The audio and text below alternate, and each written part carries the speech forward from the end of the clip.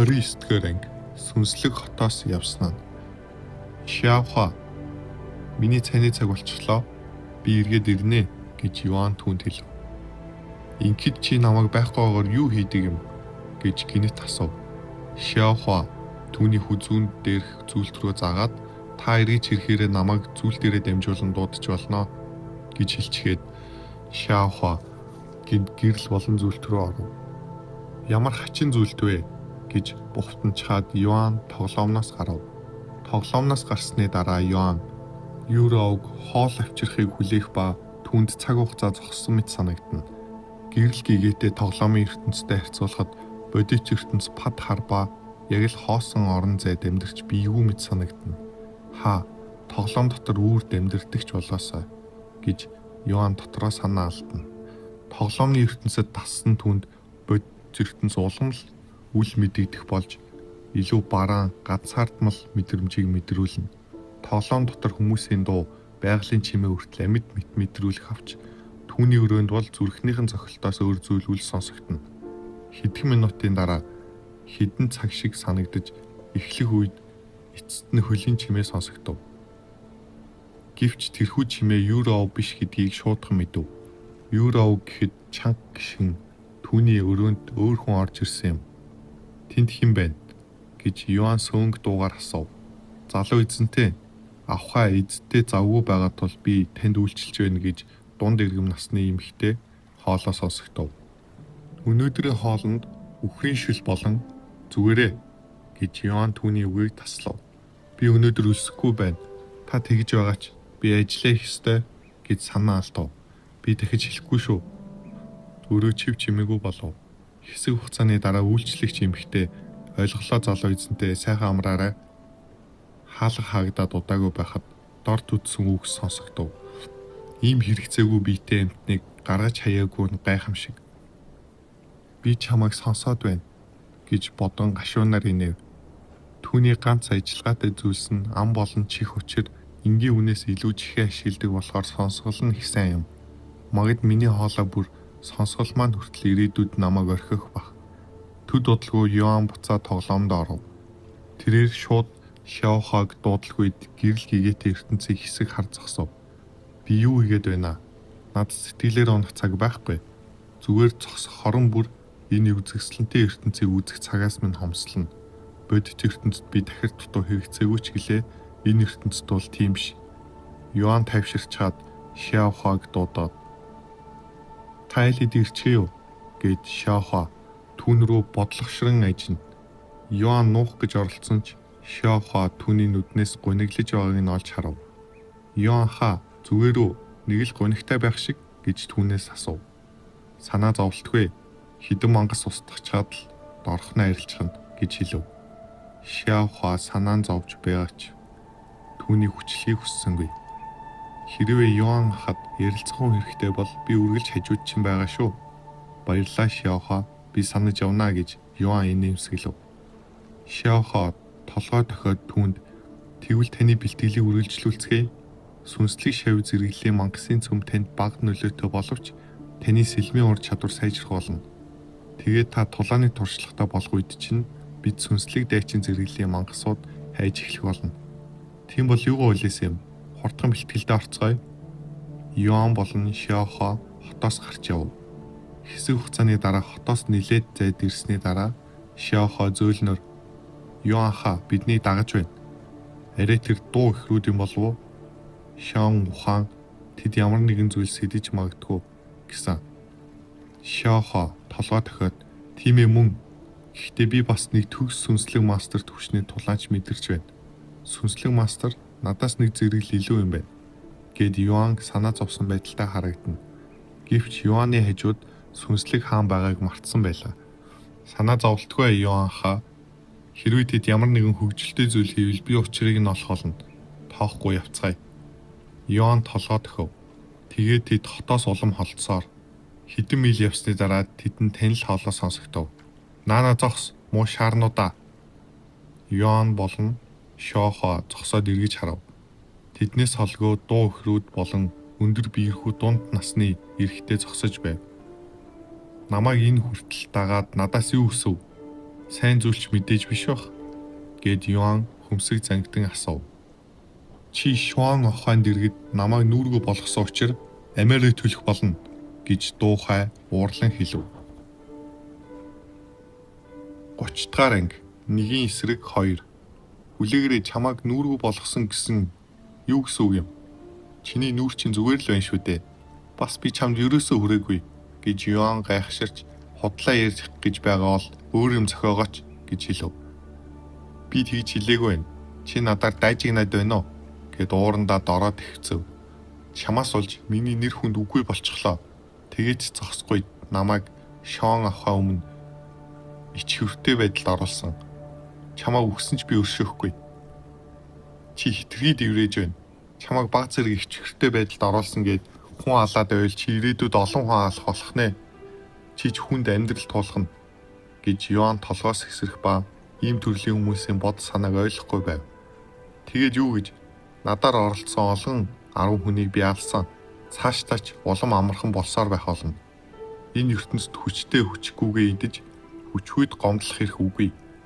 Юан хөмсгөө зангидаад чиний ямар солиотой ертөнцид амьдрах чинь надад хамаагүй. Би өнөөдөр айш муутай байна. Тиймээс намайг уурлахаас өмнө явсан чинь дээр шүү. Ха. Дуу ихрүүд түүнийг сонсоод инээд алдан. Чи уурлахаар яана гэж. Чи бидний яах юм? Чи бидний яаж чадах юм? Чи ганц сүнслэг дайчин.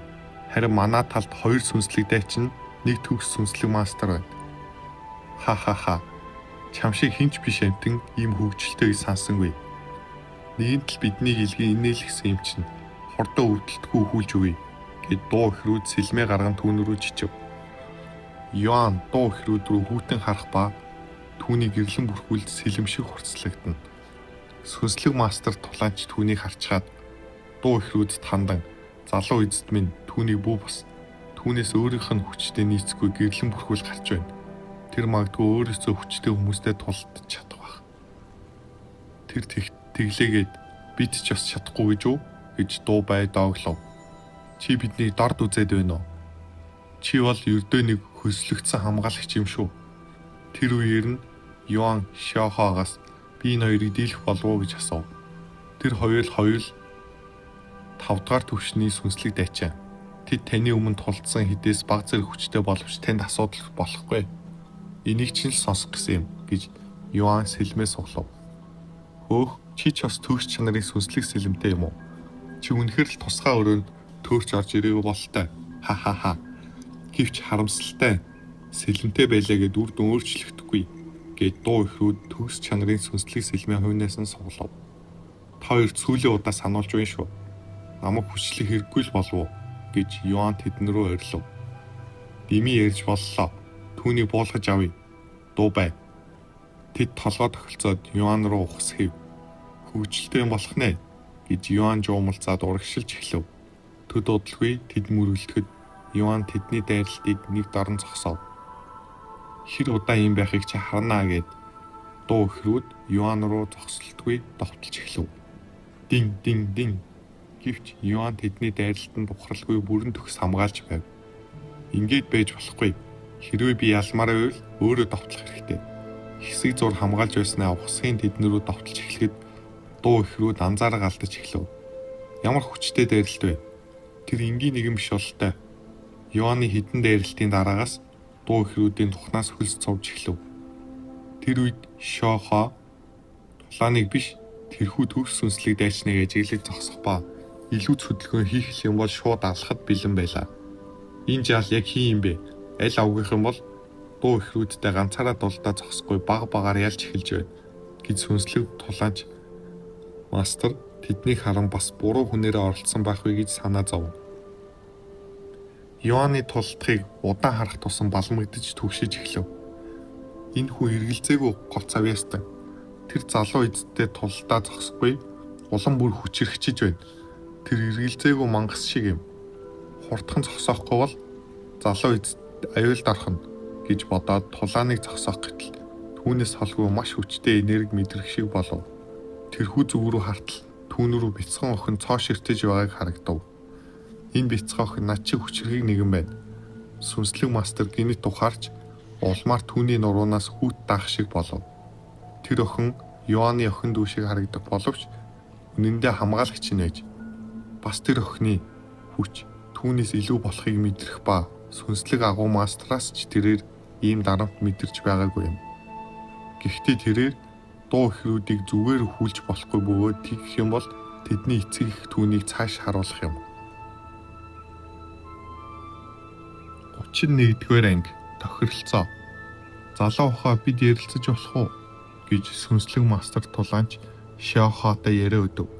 Тэрээр өөрийгөө ялахгүй бас энэ байдлаараа залуу эцэд нүхэн гэдгийг мэдэж байгаа учраас тэгж байгаа юм. Өөр аргагүй болсон тэрээр өршөөлөх үед ядаж амьтаа голтой үлдэхийг хүсэж байв. Тэгээд тэрээр бид тохиролцож болохгүй гэж үү? Хэрвээ залуу эцэдийг маань бүрэн бүтэн явуулбал дуу овог танаа залуу эзэнд хариу барих болно гэж хэлв. Тэднийг явуулна гэсэн үү? Гэхдээ тэд өөрсдөө л эхэлсэн шүү дээ гэж Шиохо их жишимчгүй хариулв.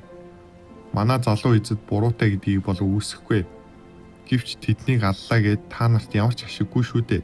Түүнчлэн тэднийг алчих юм бол дуу овог тэдний өшөөг яасан ч би авах болно. Дуу овогт хөөгдөхийг хүсэхгүй байгаа гэдгийг чинь мэдэж байна. Дуу овгоо сонсож байгаагүй юм байна гэж Шиохо хэлв. Түүний хариулт сүнслэг мастер тулаанчийг гайхшрууллаа. Дуу овог хамгийн хүчрхэг овгуудын нэг биш боловч хэд хэдэн сүнслэг агуу мастеруудтай нэр хүндтэй овог юм. Тэглээч та гурыг алчхад дуу овог та нарыг хэн алсныг яаж мэдэх юм? Та нарын нэгэн цогтааж чадлаа гэхэд бидний хэн гэдгийг мэдэх билүү? Яаж биднийг олох юм гэж Шиохо хүүхдээс гарамгүй хүүтэн царайгаар түүн рүү ширтэнэ. Түүнийг сонссон сүнслэг мастер тулаанчийн царай хувхай цайж ямар хүнд байдал орсноо ухаарав. Хэрв Шиохо тэр гурыг алчихвал хин дуу овогт хэрэгтэн хэлж өгөх юм. Дуу овгийнхын сүнстэй нэрдгүүл юм бол хизээч үннийг олж мэдэхгүй. Залуу охоо өршөөгөөч ийм хөнгөн маргаан дээр цус асууруулах шаардлага байхгүй шүү дээ. Эцээц тэд бол бардам зандаа баригдсан жаалууд. Тэдэн шиг олон хүмүүс байдаг. Танаа залуу эзэн ч гэсэн алдаа гаргаж байсан л байж таараа гэж Шиохоогоос өршөөлгөх ба хэрвээ Шиохо түүний хөдөлгөөнийг хориогүй бол тэр сөгдөж мөрөх байлаа. Тэр хоёр дээрэнгүй амтантай Юан ахыг бити харьцуул. Тэр бол Шиохотой хинч тоглохгүй байхад тоглосон сайхан сэтгэлтэй ах минь юм шүү гэж хашгирч санаандгүй алах хүслээ ил гаргахад сүнслэг мастер тулаанч боолгуулсан мэт болов.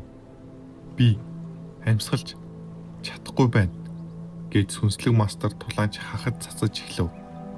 Тэр үед Юан дуу хэрүүдийг газар савчгаад байж байтал араас нь аимшигтай энерги мэдрэгдэж эргэн харав. Шиохогийн таагүй царайг харсан Юан сүнслэг мастер тулаанч түүнд ямар нэгэн зүйл хийсэн гэж бодов. Тэгээд Юан дуу хэрүүдийг орхиод Шио дээр очив. Чи зүгээр үү, Шиохо? Юаны хоолойг сонссон Шиохо уурлахаа болж түүн рүү харав. Чи хаана ихтэй гимтсэн үү гэж асуухад Шиохо толгой тохиод би зүгээрээ Юан хаа. Тийм үү, тийм бол ашгүй дээ гэд уужрах шиг болж санаа алдав. Шиохо зүгээр байгааг мэдсэн Юан одоо л нэг юм газар твтэх сүнслэг мастер тулаанчийг анзаарав. Тэр яачихсан юм гэж Юан Шиоход шивнэв. Би мэдэхгүй гэж Шиохо мөрөө хавчлаа. Амьсгаа аван сүнслэг мастер тулаанч гүйж байна. Биднийг бити халаач. Тэрийг би шийдэхгүй гэд Шиохо гайхширч зогсох Юан руу харав. Тэр юу яриад байгаа юм? Би яагаад тэднийг ална гэж Юан асуулаа. Чи биднийг алахгүй юм уу гэж сүнслэг мастер тулаанч нүдэн орой дээрээ гарах шахан болж асуув. Мэдээж үгүй. Яг хөө би өнөөдөр болсон зүйлд уурлаж байгаач би бусад шиг багахан оролцсны төлөө хүн алдаг хүн биш. Гэхдээ хизээч хүн алахгүй гэсэн үг биш шүү. Би ч бас төвчээрийн хязгаартай хүн шүү гэж Юан түүнд хэлв. Баярлаа, залуу эзэнтэй. Өршөөл үзүүлсэн талархаж байна. Би одоохон тэр хоёрыг авч яваад дахин нүдний үчийн өмнө үзэгдэхгүй гэж сүнслэг мастер тулаанч лүлнэвс туслуулан мөргөж гарав. Түр хүлээ хин ийм хурдан яв гэсэн юм. Юу гэж сүнслэг мастер тулаанч гайхаж харав. Би саяхан 500 алтаар хоол авч идэж байж гидсээ дүүргэсэн. Гэхдээ саяны тулаанд нилээ хүч зарцуулчихлаа. Надад нэг л мөнгө дэмий үргэцсэн юм шиг санагдаад байна. Чи энийг яаж нөхөн төлөх гэж байна гэж Юан түүнд хөмсгөө зангидэн хэлв. Ганц сүнслэг мастер тулаанч биш Шяохуа хүртэл түүн рүү гайхсан байдалтай харав. Мэдээж залуу эзэд ихэнхийг нь хэрэгжилчихсэн ч хэлээ энэ үлдсэн гэд сүнслэг мастер тулаанч бурханд өргөл өргөж буй мэт өгөв. Амьдралдаа сүрдүүлгийн охирогч болно гэж санаангүй. Бүр сүнслэг дайчин жаалт шүү гэж дотроо халаглах боловч түүний түүх сүнслэг мастерын бахархал мянгандаа хуваагдах шиг болов. Юан хоолоогоо засаад эцсийн шинж өмнгийг аваад хандив өгсөнд баярлаа гэв. Өгсөн хацсны чинь хандив гэж сүнслэг мастер тулаанч дотроо гомдлох боловч чанга хэлчих юм бол бодлоо өөрчилж өөрсдийг нь алхаас имэж байв. Чи одоо явж болно. Зөвшөөрөл авсны дараа сүнслэг мастер тулаанч тэр дараа дуу хэрүүдийг шүүрч аваад зүхтаж гарав. Хүлээ, биднийг хаашаа авч явах гээв. Бид ялагдаагүй байна. Намайг түүнтэй тулдуул. Түүнийг химэх нүдэхгүй бол би өнөөдөр унтаж чадахгүй байна. Дуу хэрүүд түүнийг тавиулах гэж оролдох боловч бүтэн нэг зэрэглэл дээгүүр болохоор тэднийг амархан гихчин чирч яван удалгүй алаг болох нь тэр. 32 дугаар анги гэрлэн бүрхүүл.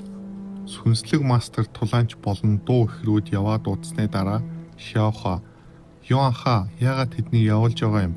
Тэдний зан аашнаас авч үзэхэд дараа нь илүү хүчтэй өшөөгөө авах гэж оролдох болно. Шяохуа Юанхыг сайн сэтгэлтэйг мэднэ. Бас Юанх саяхан тулаанч болсон учраас хүн алах амаргүй байхыг ч мэднэ. Гэхдээ энэ ертөнцид үхэх ёстой хүмүүс их бий. Танд аюул учруулахгүй ч гэсэн өөр хэн нэгэнд аюул учруулж л таараа. Тулаанчдын ертөнцид та дайснаа залхихгүй бол дайсан чинь таныг баг багаар залхих болно.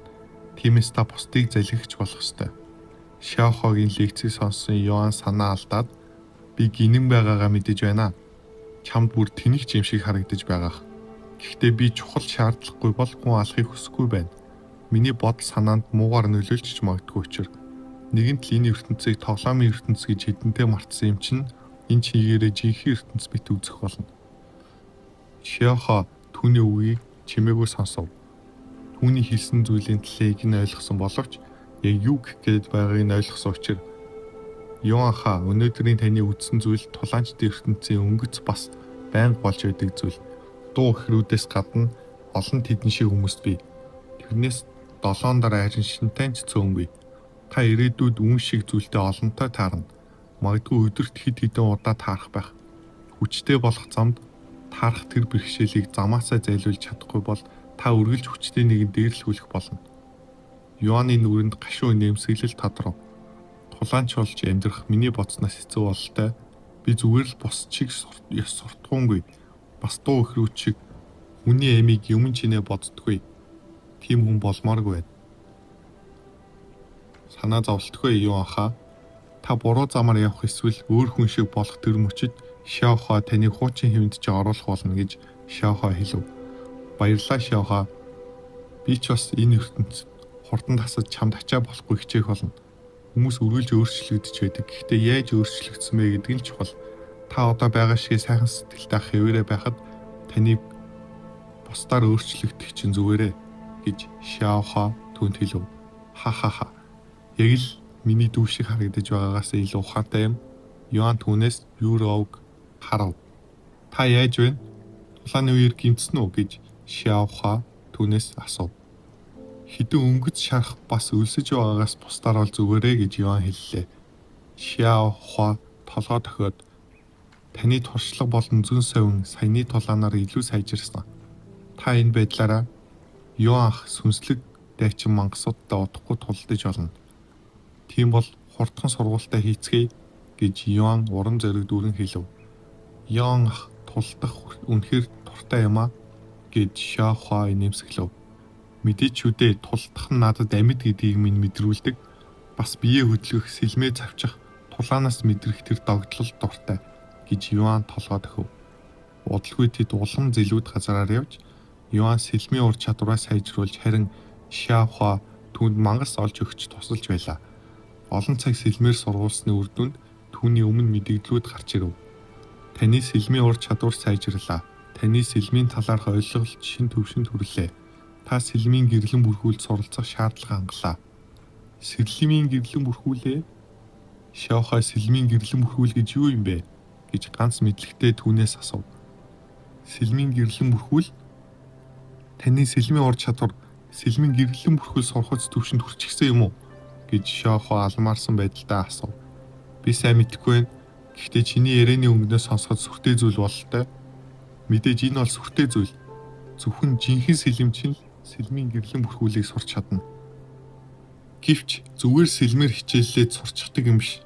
Зарим нь бүх насаараа сэлмээр хичээллээд сураагүй байхад зарим нь хэдэн жил болчиход сурчдаг. Сэлмийн гэрлэн бүрхүүлтэй хүмүүсийг сэлмийн мастерууд гэдэг юм. Гэхдээ юу анх сэлмээр хэдхэн хоног хичээлсэн. Хэрвээ таны авьяасыг хүмүүст мэдвэл олон сэлмийн мастерууд таныг шавья болооч гэж гуйж ирэх болно гэж Шиохуа сэтгэл нь хөдөлсөн байдалтай хэлв. Чи ахаад л намайг хэтэрхий магтаад эхэллээ гэд Юаны хацраас улаа бутарна. Тэгвэл яаж сэлмийн гэрлэн бүрхүүлийг ашиглахыг зааж өгч чадах уу гэж Юан Шиохуагаас асуув. Шиохуа толгоос хэсрээд Шиохуа чадахгүй. Учир нь би сэлмийн мастер биш болохоор гэрлийн бүрхүүлийн талаар мэдэхгүй гэв. Тэгвэл надад хийх тусгай зүйл байх юм уу гэж асуухад Шиохуа толгоос хэсрэв. Хэр удаж байж сэлмийн гэрлэн бүрхүүлийг сурах бол гэж Юан бодол боорлов. Хэрв дуу ихрүүд дахин надад дээр ирж өшөөгөө авах гэвэл тэднийг дахиж явуулахгүй.